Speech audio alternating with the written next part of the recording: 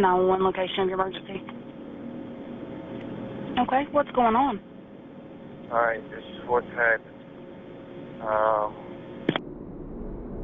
It's the 7th of November, The blink of an 2014. eye. 45-year-old Joseph Parker dials 911 at 2:45 in the morning to report an urgent incident that had taken place inside his home in Springville, Tennessee. Nu-mi zi că ăla de care am zis video trecut, mai țineți minte? Cu apelul la 911 când o dat că era sus și era cineva în casa lui și l-a împușcat și se aude pe apel cum moare.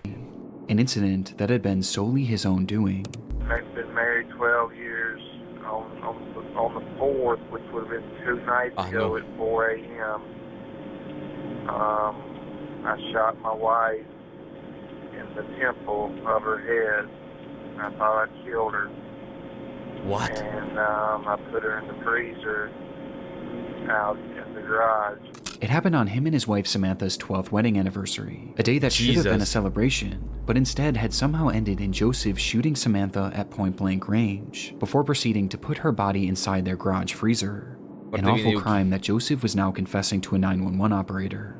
But this confession wasn't the real reason for his call, as Joseph likely would have been content without ever reporting his own crime, had it not been for the fact that hours prior, he noticed something unusual. Out in the garage. When I checked on her tonight, and she's not dead. She's got a big hole in the temple of her head. And, What? to get her body moved around in there, I think I broke her wrist. You know, she was frozen from being in the thing. She's been in this thing 48 hours now. Și cum n-a murit? According to Joseph, Samantha was still alive, despite having a large hole in her head and spending so long in their freezer that she was seemingly frozen solid. When he checked on her that morning, he realized that she wasn't actually dead and was even still conscious. The scenario Joseph was describing should have been impossible, with it being so outlandish that Joseph felt the need to tell the operator that this wasn't a prank. This is no prank call. I need somebody to get out there and help her. But I promise you this is a legit call, and I need somebody to get out there and help her, because I still love her. It's hard to believe that after that, you know, but I love her. I still love her. You know, I've loved her every day I've been married to her. Da, atât de tare ai iubit-o că i-ai pus un glonț în tâmplă. Un fucking glonț în tâmplă, bro.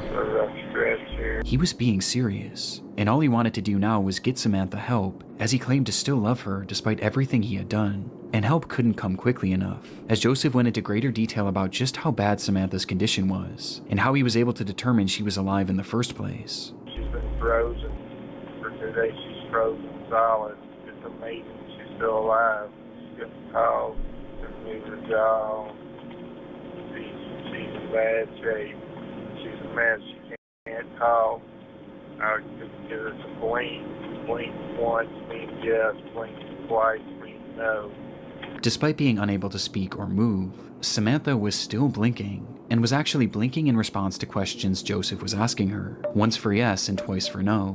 And in a moment of what appears to be a regret for what he had done, he tried to make things better by giving her blankets and pouring water in her mouth. Yes, she's still in the garage. I made her as comfortable as I can make her. She tried to drink a little water. These responses led to a lengthy one-sided conversation that ended with Joseph vowing to get her help, which he was attempting to do now as he drove miles away, clearing the scene for authorities and paramedics to save her, while calling 911 and explaining the surreal scenario. We don't have a history of domestic disputes. You know, we've never had to call the police or nothing. We just had a real bad night a couple of nights ago. I was waving the gun around. Got myself in trouble. The two had a happy and healthy marriage that, for whatever reason, had turned sour on their anniversary, in what he referred to as a real bad night, where something in Joseph had snapped. But despite admitting to the murder, Cum ar fi să he fie made it clear that he imaginația had no lui să intention of Lucaius. going to prison. He just wanted to make sure that Samantha was saved. Don't want to get arrested tonight and all that. Telling the operator that they'll find her in the freezer, before ending the call shortly Se after. înghețat din congelator. The Ți-a făcut poftă? Can't yell for you. Can't yell. But you go to the garage, and that's where you'll see her once you get to the garage. Sure enough, when authorities entered Joseph and Samantha's home and ventured into the garage, they would see Samantha's red hair flowing out from the side of the freezer, and inside, they would find Samantha herself, frozen completely solid with a gunshot wound to her head, in the same exact manner that Joseph had described. But other than this, it was clear that Joseph's retelling of events was flawed to say the least, as Samantha hadn't just been placed inside the freezer, she had been jammed inside of it, as if he was desperate to get her to fit inside.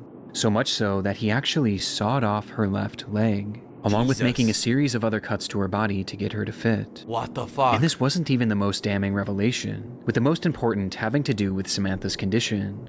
Just by looking at her, it was clear to the first responders that Samantha was dead, and had been dead for days, likely having been killed instantly by the gunshot, meaning that the blinking Joseph had witnessed was entirely hallucinated. It never could have happened. And yet, that was his reality, and he fully believed it.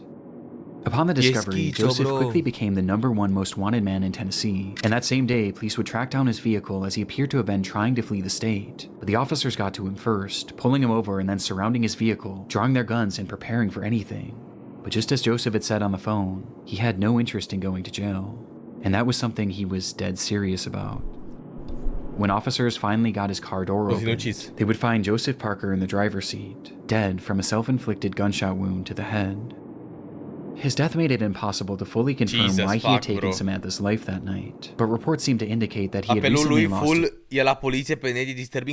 his job, and the couple was experiencing financial hardships, putting their home in danger of foreclosure, with this perhaps being the reason the two were arguing on their anniversary. But reports also indicate that this murder didn't happen in the midst of the fight, as evidence points to Samantha having been asleep at the time she was shot, adding some uncertainty to how the situation truly did unfold. But one noteworthy discovery made after the fact was that at the time of his death, Joseph had drugs in his system, which could have been a factor in the murder itself, and it certainly was a factor in the hallucinations he was seeing afterwards, as he stood in his garage having full conversations with the frozen, mutilated corpse of the woman he had just killed, all the while truly believing it was all real, with this 911 call leaving a haunting impression on myself and the many others who have stumbled across it in the internet's darkest corners. Breaking news now, this out of Brandon, where a husband... Bun video, bun. Bă, ce bun e Nick Crowley. I swear to God, man. Top 5 YouTube channels. You trust Lane Ryan.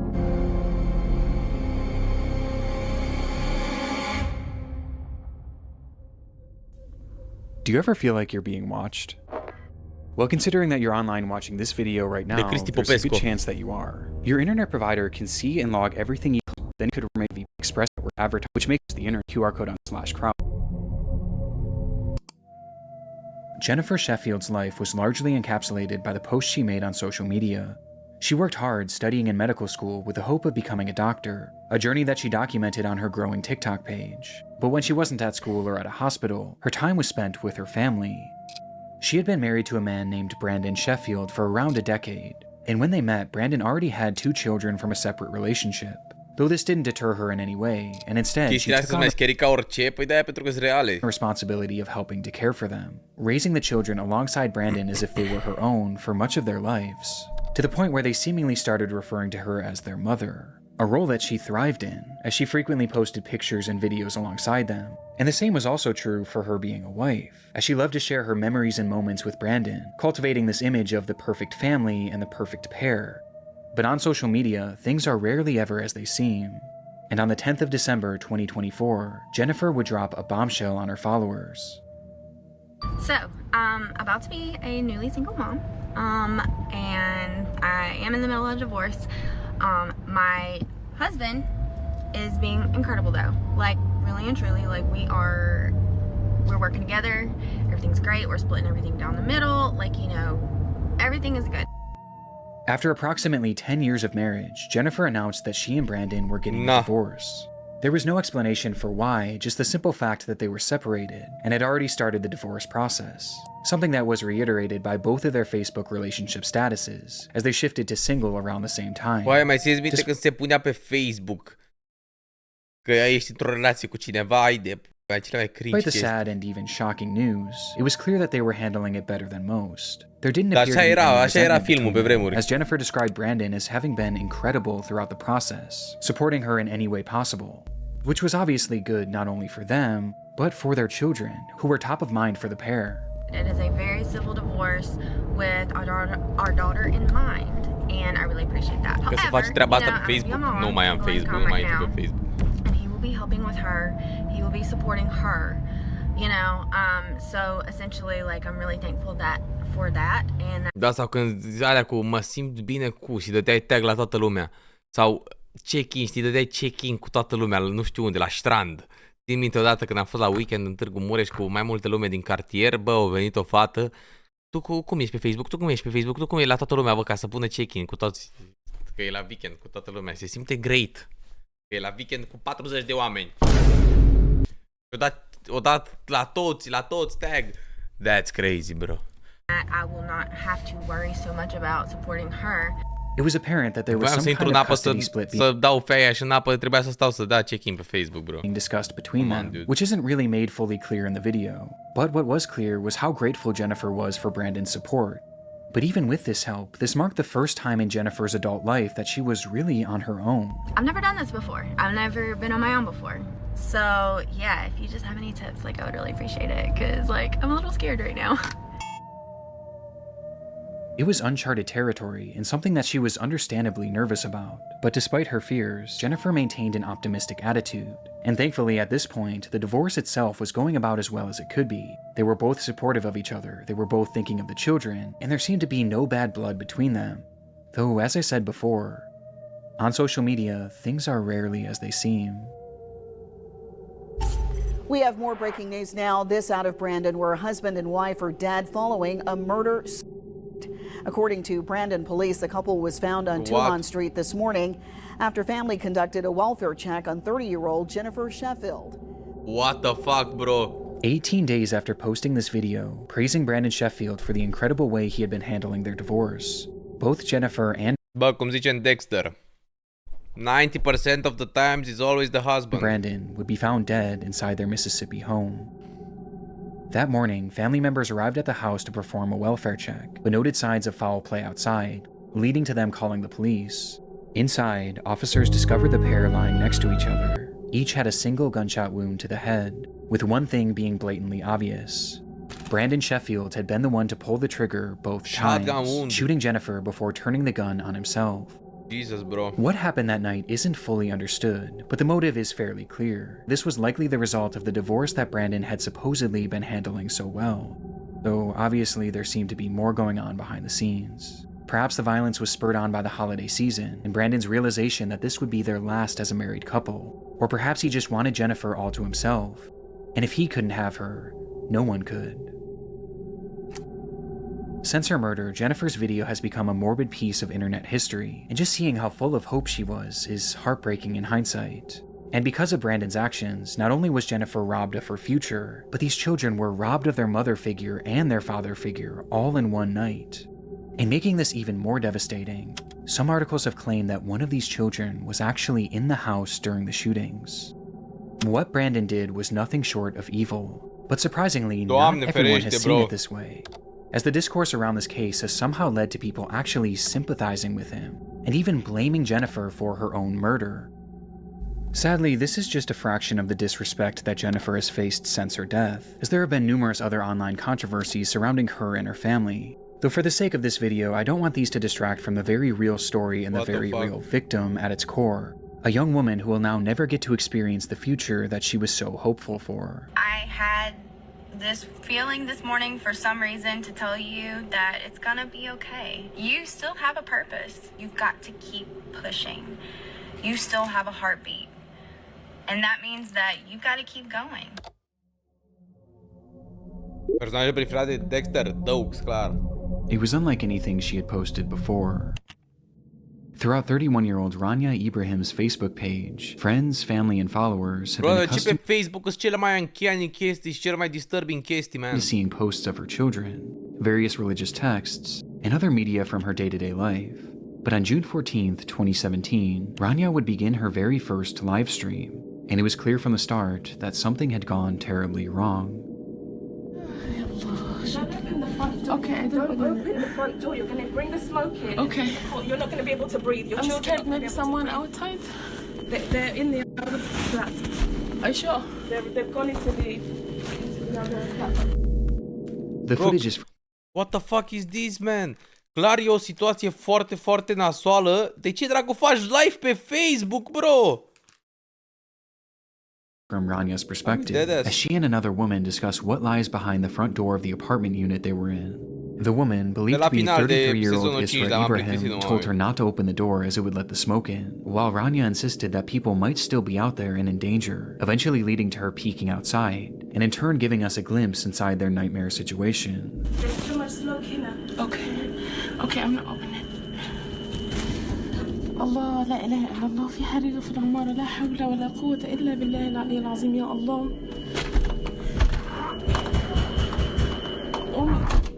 What the fuck? The door opens for just a split second, revealing a thick layer of black smoke, the loud ringing of fire alarms, and someone pounding on a door. Rania eventually calls out to whoever was knocking outside, beckoning them towards her. Hello, come here! Come here, hello! Ca dovadă pentru poliție, e clar că arde ceva.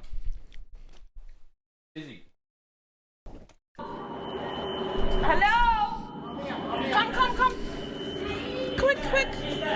To which 57-year-old Gary Maunders emerges from the smog, completely covered in ash. It was a dramatic scene, and one that you can start to piece together based on the footage alone, as it was clear that there was a fire raging inside that apartment complex, and the entire floor Rania was filming on had been filled with smoke. Smoke that essentially trapped her and a few others inside this flat.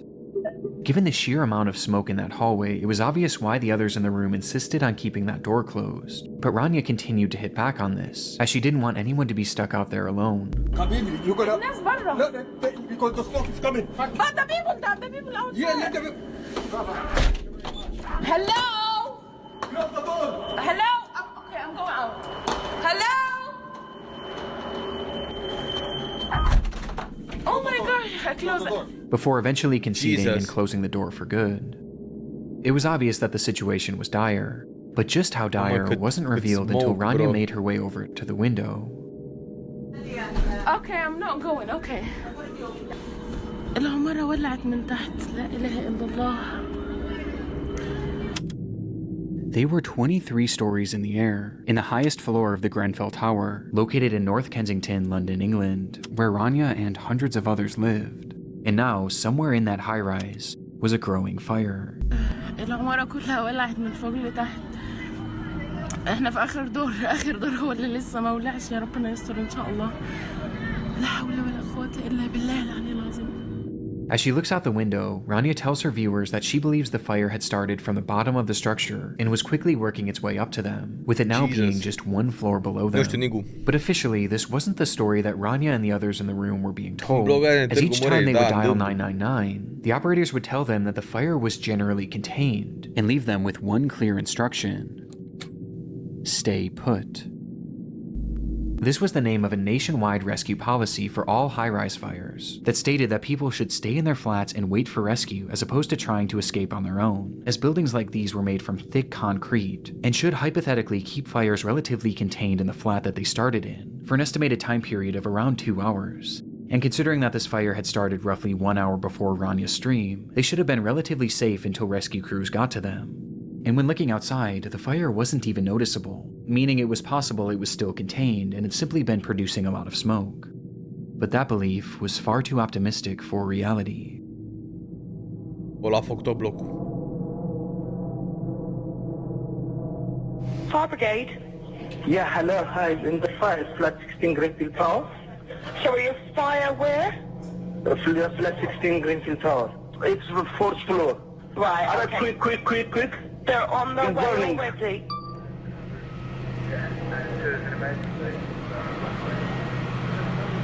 Holy! Approximately 1 hour earlier, on the 4th floor of the tower, a man called 911 to report that his freezer had caught fire. Bă, eu când eram mic aveam cea mai mare frică că o să explodeze centrala, bro. Bă, mă pișeam pe mine, centrala era boogeyman-ul meu. Mi-era frică, bro, că o să, poate oricând să explodeze centrala. Cineva? It was an incident that had happened through no fault of his own, and due to his quick phone call, firefighters would arrive on the scene within minutes, one of whom was wearing a camera that showed that they were able to handle the blaze in a relatively efficient manner.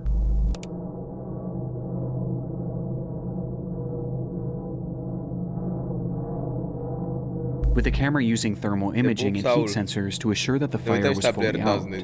The camera scans around, showing a few items strewn about that were still at relatively high temperatures. But other than that, the room was completely clear, and it seemed as though the fire was out for good, until the camera panned to the window. Mamă! Revealing scorching hot droplets of debris falling from the outside like molten rain. The fire had spread above them and was now burning up the side of the building in a manner that was completely unprecedented and defied any sort of logic based on the firefighters' knowledge of the scene. And by the time they even realized what was happening, things were already out of hand. Mamă, bro! Holy fuck!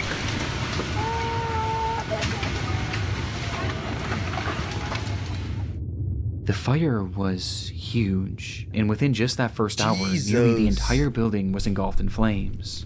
And Rania was now trapped on the tallest floor, opposite to where the fire was raging. And she wasn't alone. Not only were there over 100 people left in the building at this time, but 2 of them were Rania's own children. 4-year-old Fethia and 3-year-old Tanya, who were stuck in the same flat as their mother and several others. With desperation mounting, some of the others called out the window for help.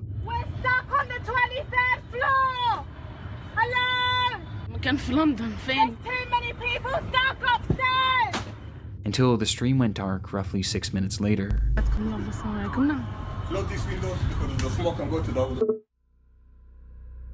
Despite things looking grim for the group on the 23rd floor, there was still some optimism about their rescue, as even 30 minutes after the stream had ended, those in the group were told once again by 999 operators to stay put, with the operator even telling them that the fire was contained to the 4th floor, which clearly wasn't the case. Rania's sister later spoke to the media about a phone call that they had shared around the same time, where she begged Rania to try and leave, recalling, "She did not. She respected and trusted and believed that they are coming to rescue them." And by this point, there were hundreds of rescuers on the scene, along with multiple helicopters flying around them, which only further kept their faith alive.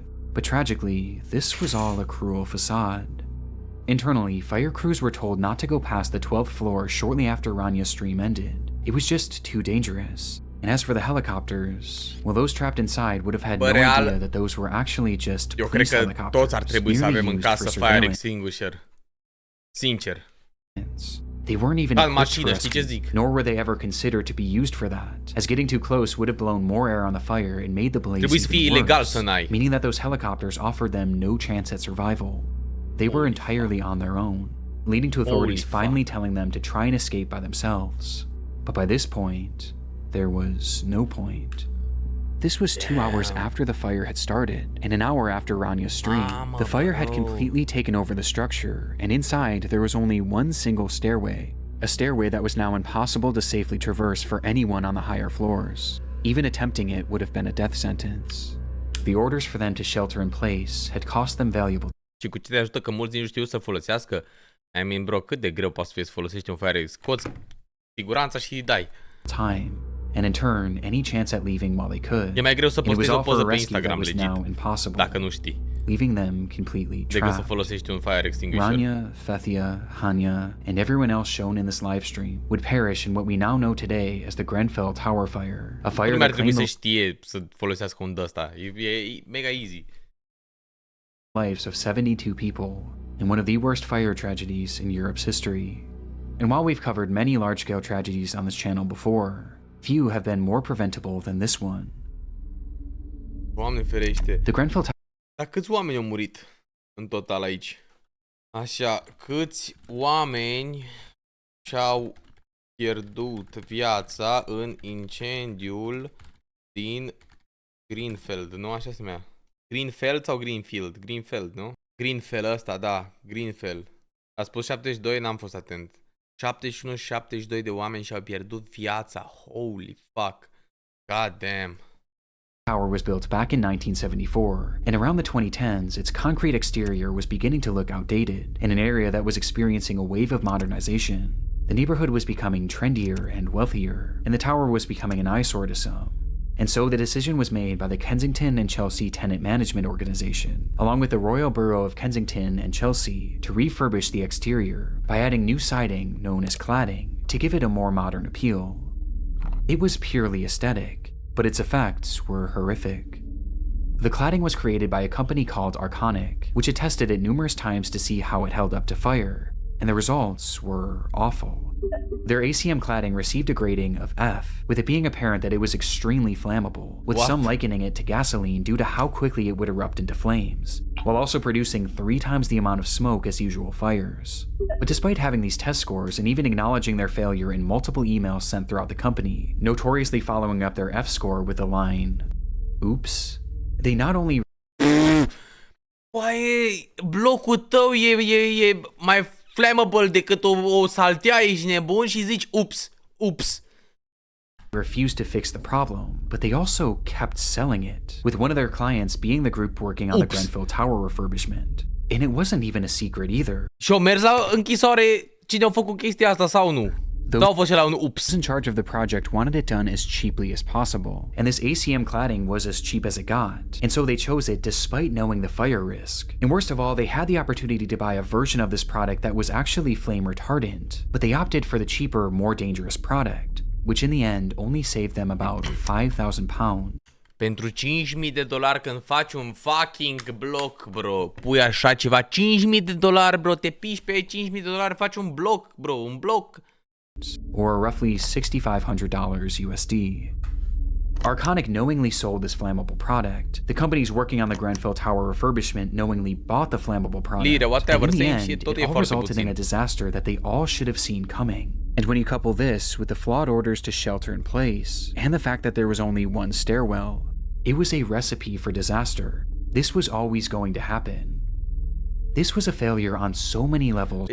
E ca și cum te-ai gândit că nu-mi cumpăr laptele ăsta că costă 15 lei, le-au pe ăsta de 10 lei, că economisezi 5 lei. Ceva de genul numai că la o scală mult mai mare că faci un fucking bloc, gen. For so many parties, and it all traces back to greed. În Târgu Mureș sunt mai safe lucrurile? Crezi tu că-s mai safe? Nu știu dacă știți, a fost mai de mult în Dâmbu, de unde eu, în cartierul de unde eu, un incendiu Dâmbu, gigantic. Dâmbu, Târgu Mureș. În 2012 a fost. Uite aici. Look at this shit. Și am fost afară, bro. Eram afară și am văzut cu ochii mei gen chestiile astea. Cu ochii mei le-am văzut.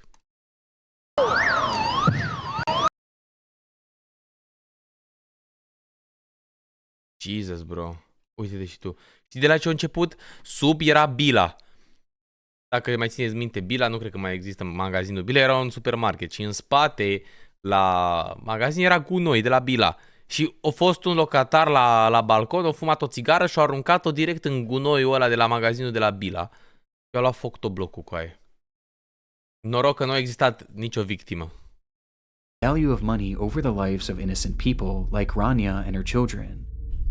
Despite the fire starting 8 years ago, justice has yet to be served, as investigations are still ongoing to this day, leading to an agonizing wait for all those who lost loved ones in the blaze, with the trials themselves not expected to start for another full year.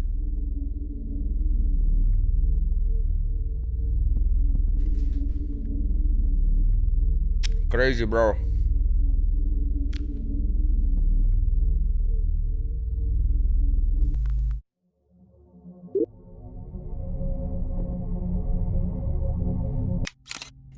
Românul fuge când vede că arde.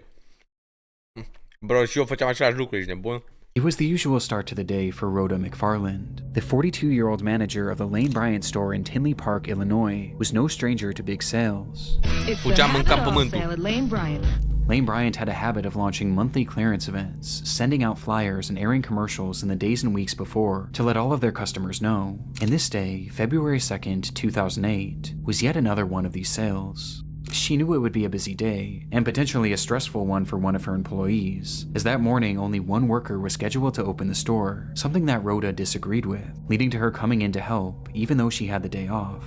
But like I said, this was a typical morning for her, as this was just the kind of person she was, always willing and wanting to help others. And as she clocked in for work that morning at 10 a.m., she and her coworker braced for a potential rush of excited shoppers. The rush, however, wasn't as dramatic as they may have expected, and in the first 15 minutes or so of opening, only 5 people entered the store, 4 of which were female shoppers looking for some deals, while the 5th was a delivery man who walked in holding a stack of papers. The man approached them and made casual conversation, but after a few minutes had passed, he kind of just lingered around, never actually delivering anything, which Rhoda found strange, especially considering that it was Saturday, a day that they typically didn't receive packages. Growing more and more suspicious by the minute, Rhoda quietly placed a call to a nearby Lane Bryant store, who confirmed to her that there was in fact nothing scheduled to be dropped off that day. But before she could even process this information, an incident was already unfolding around her.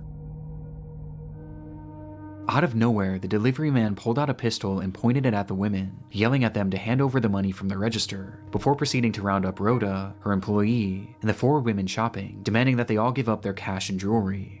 After he was satisfied with the collection, he forced the women to the back of the store, where one by one he bound them with Bă, nu știu, dar pentru mine arată mega uncanny ușile astea așa. Bă, mi se par disturbing as fuck ușile astea de la magazine, din spate la magazine, știi ce zic? Sau de la restaurante, nu știu de ce, dar așa forma lor și cum îs, bro, arată disturbing. Nu știu de ce. Pare că se întâmplă multe chestii nasoale în spatele lor. After he was satisfied with the collection, he forced the women to the back of the store, where one by one he bound them with duct tape, placing them each face down on the floor, and putting underwear over their heads to obstruct their view. In the minutes following, he would venture back out into the store where 2 other women had entered, and they too were then robbed and then forced into the back room, where they were eventually subdued, but not before he struck one of them in the face with his pistol, nearly knocking her unconscious. It appeared to be a fairly high-level robbery, but after he now had them all in the back room, the whole operation seemed to grind to a halt. It was like he didn't know what to do next, as he started pacing the room and slowly losing his cool. The minutes ticked on, and the more time that passed, the more agitated he became. It was clear that the pressure was getting to him, and sensing his disorganization, Rhoda seized the opportunity, quietly slipping her hand free, allowing her to call 911 through her Bluetooth headset. 911 emergency. We're at Despite the man being in the room with her and the others, Rhoda managed to alert authorities to her exact location, telling them to hurry and making it clear that the situation was urgent. In the background, you can also hear the robber himself, whose disheveled state is apparent as he outwardly states, the operator was on it, quickly dialing dispatch and telling Rhoda not to hang up. Stay on the line. Let me get you to Tinley Park. Don't hang up. Though within just a split second, the call disconnected.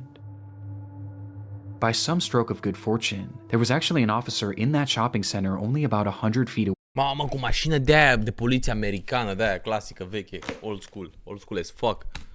And from the time that Rhoda made that call, the officer managed to arrive on the scene within just a few minutes. He rushed inside the store, but inside he found nothing, until he made his way over to that back room.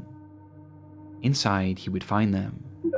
6 women with underwear over their heads, lying on the floor, each one having been shot execution style just seconds after Rhoda's 911 call. It was a mass murder, but in the midst of this awful scene, one thing was missing. The killer himself. And so authorities flooded the area, scanning and searching all over for the gunman, who was described as a black man with a husky build and a single braid that fell to his right cheek that ended in green beads. And the reason they knew exactly what he looked like wasn't because of security footage, as at the time the store didn't even have any CCTV cameras, but instead, it was because one of the women actually survived. Wow. When the man began his executions, he moved his way over to the employee that Rhoda came in to help, and when he fired his gun, she moved at just the right moment, causing the bullet to graze her neck, to which she proceeded to then play dead so that the man wouldn't notice. And thankfully, he didn't. Her testimony is the reason why we know exactly what this man looks like, and why we know what those moments were like before the shooting. But despite this, after doing a thorough search of the area, even utilizing a helicopter, there was no trace of the killer. CCTV footage from a neighboring store showed that just before Rhoda made that call to 911, 2 large SUVs pulled up in front of the building right after the shooting likely occurred. It's believed that both of these SUVs were involved in some way, with one potentially being a lookout and the other likely being the getaway car, explaining how he would have gotten away so quickly. Not to mention that the store was located right near the entrance of an interstate, which could have taken them out of the state extremely quickly. That was 18 years ago, and today neither the shooter nor the drivers have ever been identified, marking a rare instance in which a mass shooting in America went unsolved, leaving us with so many unanswered questions to this day, with one of the biggest being the motive. Police have labeled this as a robbery gone wrong, which does seem to be the case. But why Lane Bryant? And why come in the morning when there was next to no cash in the register? I mean, in total, the killer only made off with about $200, and that's including the cash he stole from the women. One of the main theories today is that the killer had planned on taking customers hostage as they entered the store, but perhaps he grew frustrated at the lack of customers that day, until he eventually noticed that Rhoda was making a 911 call, which caused him to panic and start shooting. But what always gets me about this is that he never covered his face at any point, which makes me wonder if he was planning on killing these women all along. Though if that's true, how could this ever have been worth it? Due to just how bizarre this whole situation is, some have posed other theories, like perhaps this was someone with a drug addiction who was looking for quick cash to get his next fix, perhaps explaining his rapidly deteriorating behavior, or even that the suspect was actually a woman who never got caught because police were primarily looking for a male. But it's impossible to know for sure at the moment, and might not ever be known, as despite having survivor testimony, an exact description of this man's face and body, his voice, and even his DNA, which was discovered under one of the victim's fingernails, we still have no idea who this man is, or where he went. Crazy, brother. Știi că 80% din cazurile de furt, crimă și orice ilegal nu sunt prinse niciodată? Îți dai seama că sunt foarte multe care nu sunt prinse. Bun video, ca de obicei, de la The Goat Nick.